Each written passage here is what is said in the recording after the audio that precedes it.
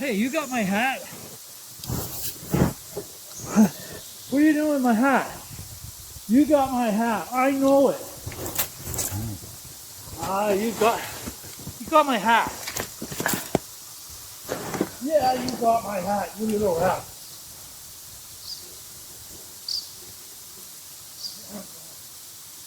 That's mine. Ah, you little rat. Huh? That's mine. That's mine. Yeah, you little stealer. Huh?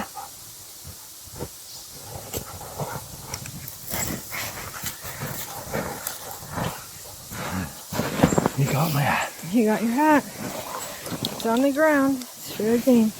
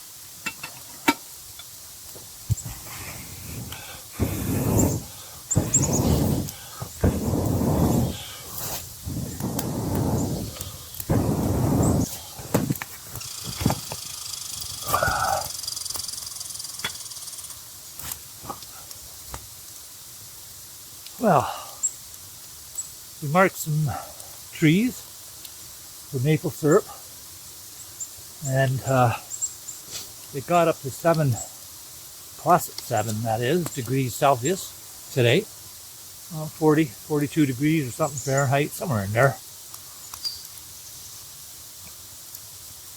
Nice and mild, so a couple of the other trees we've already tapped just to do as a barometer, monitor the amount of sap that's running. We did tap them early, so there wasn't much going on. Last week there hasn't been much going on either. But I think that we're coming up to it, maybe this week. Got some other YouTube channels, buddies that are also tapping. Wolfie, at In the Woods with Wolfie, he's tapping. He says he's been running sap now for the last 2 weeks, and really running good now. He says he's a couple hours south of us. We're near Algonquin Park, and Russell at the Raspberry Rock off-grid cabin. Not sure if Russell's got any taps in right now. I know he had some supplies. It'd be interesting to see what kind of sap he gets running at his place. He's not far from Wolfie, so hey, Maureen, you're doing a good job on the buying land series. Well, thank you. I've enjoyed them, and by our comments and whatnot, a lot of people have enjoyed it as well. You put a lot of work into that. Thank you. Thanks for your help doing the editing, the mixing down, and the audio stuff. Well, the editing's only part of it, so you did the main work and putting the info together, and I know we both sort of helped with the scripts to streamline and smooth things out, and it never hurts to bounce stuff past somebody else with more of a who's kind of stepped back. You get so involved with the project, eh? Just a second opinion and a different perspective. Yeah. Always helps. And I'm glad to see that people are interested in the information. I like to share that. We have a lot of our own stories though through the years too, eh? All the different places that we've looked at. Yeah, well, the stories that you shared with us in the in episode 25 with people that have made some mistakes in the past were certainly good to learn from somebody else's experience. Bad experiences as they may have been, but yeah, we've had our own share of experiences. Discovered all kinds of properties that through one bit of good fortune or another, or Maureen's research or experience has allowed us to avoid a lot of pitfalls too when we were on the hunt for land. We've been on the hunt for land several times throughout the course of our lives, and in different localities for different reasons, and we've learned a lot. There was one spot we were looking at that was looked wonderful. I think it had like 40 or 50 acres, really cheap land. We couldn't believe the price. Looked at the listing, checked it out on the map, found the locality, looked at Google Earth or whatever, and looked at all the lay of the land and types of trees. And there was lakes around. And all we had to do was it was only like, whatever, I don't know, what's the width of a 100-acre lot? 1,300 feet usually. Okay, so about 1,300 feet in off the road, and there's this beautiful piece of property, and it had a road allowance. And on the map, it showed this beautiful straight line going to the property. And I'd said to you, this is awesome. We'll be able to just go off of the main road and access the property. And I mean, look at it on the map here. It's just a short hike. We can do that. And so we drove down to the spot, only to find out that it was no way were we going to access that piece of property 1,300 feet off into the bush. It was rocks up, down. There was swamp area in between, and looked fantastic on the map. Really did. Yeah, those road allowances look so nice and straight and perfect and flat on the map. Yeah. Eh? That's one of the things that'll be coming up in one of the future episodes. I want to talk to people about the road allowances, and that's one of the things that you need to check out. Is the road allowance really there? Yep. Like, it's there on paper. Yep. Our water's already boiling there, honey, so...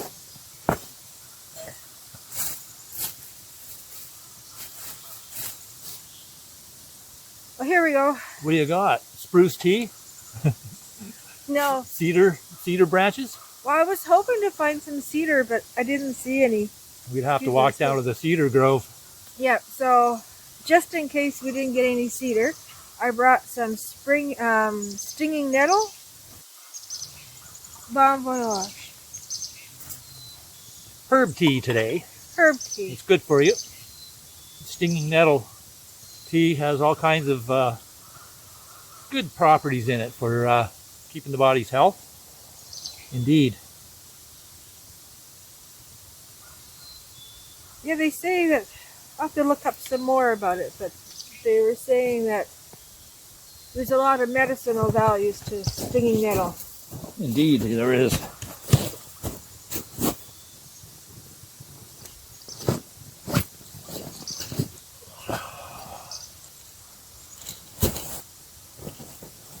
Watch your ears. Jake!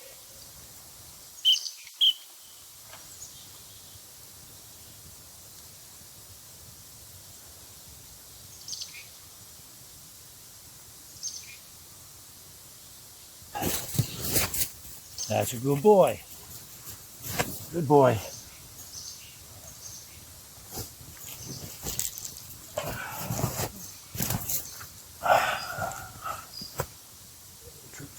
Here you go, Jake. That's a good boy.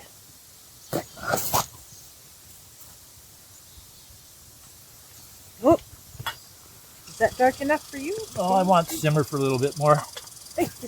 Yeah, there was that one place, it was landlocked. That road allowance, it ended up being basically a landlocked piece of property. Well, yeah, because unless you wanted to spend all the money putting in the road. Yeah, plowing and all the fill. And I think it would have cost about probably $30,000 or so to, put a decent access road onto where that road allowance was. It was all private property all around.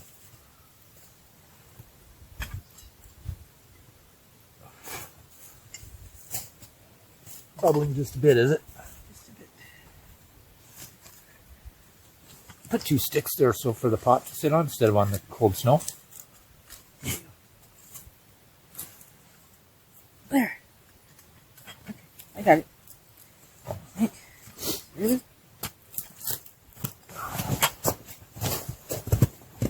And there were some other properties there that we had looked at. One was a cute little 5 acre, no, not even 5 acres, just a few. Actually, it's just a small piece of property, and it was on a edge of a lake. The trouble is, it was so small, there was not enough allowances. What do you call that? Setbacks. There wasn't enough setback to put a building. All you could do is camp there, have a tent, and even then, I don't know if that township allows you to camp on. Did they allow you to camp on property like that?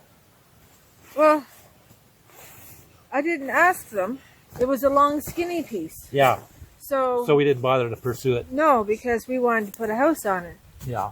So size sounds great, but the dimensions are actually more important than the size. If it's too skinny, you can't build on it. Or if it's an odd shape, like a triangle. Yeah.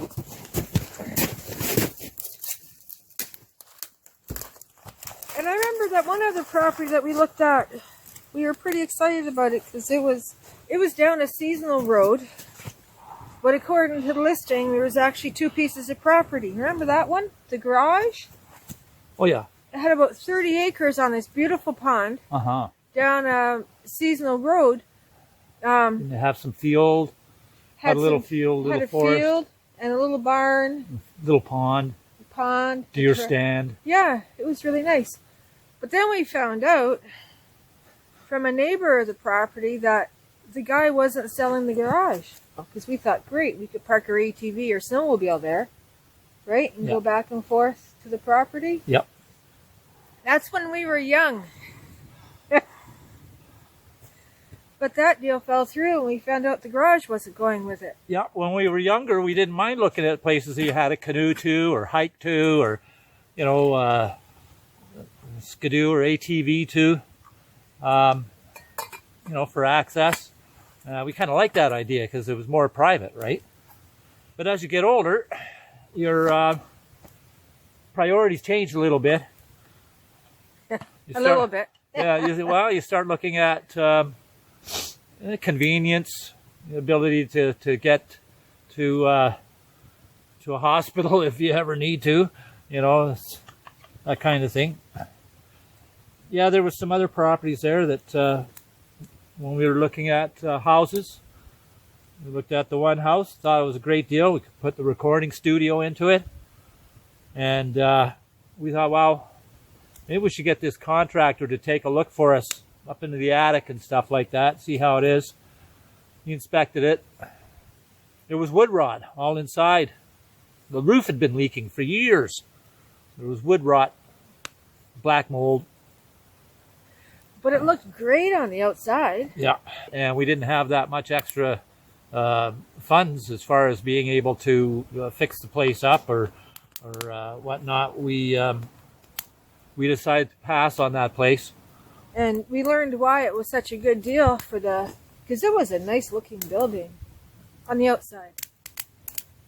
The nice facade. Yeah. So, and you know, calling that contractor and having him come out to take a look at it was the best thing we did. Because we probably would have bought it. Yeah, and then we would have maybe been shortchanged as far as not having the cash to be able to fix it up to standards, and without the ability to do that, then of course the investment would just start going downhill from that point. So yeah, there was a few other places there that we looked at, and another place that we looked at was it was on a lake right by the shore, and we looked at it in the fall and looked great. Wondered why the place hadn't sold. Needed a lot of fixing up, but really low price. Right next to the lake. Yeah, sold all winter, didn't sell. We figured it wouldn't because properties don't often sell that fast in the winter, so we figured we had time. Went back there in the spring. The whole place was covered in water almost right up to the front door. It's just buried in water. So it pays to look at places sometimes at a different time of year. And if you can afford if the time is in your favor, that you can go back and look at different seasons, that can sometimes help. Yeah. And that was another time when, you know, not just jumping on it was a good thing. When the price seems like a really good deal, it doesn't always mean it's a good deal. Yeah, yeah. There's usually a reason why the property's priced lower than other properties in the area, and that should be a sign to do extra homework and extra checking into, or be patient and observe it through the different seasons, right? Yeah, chase your dream, folks. Make it happen, but try to avoid those pitfalls and make the best out of the situation. Have fun doing it. Enjoy the search. So we'll see you next time on Cabin Life. Over and out. Take care.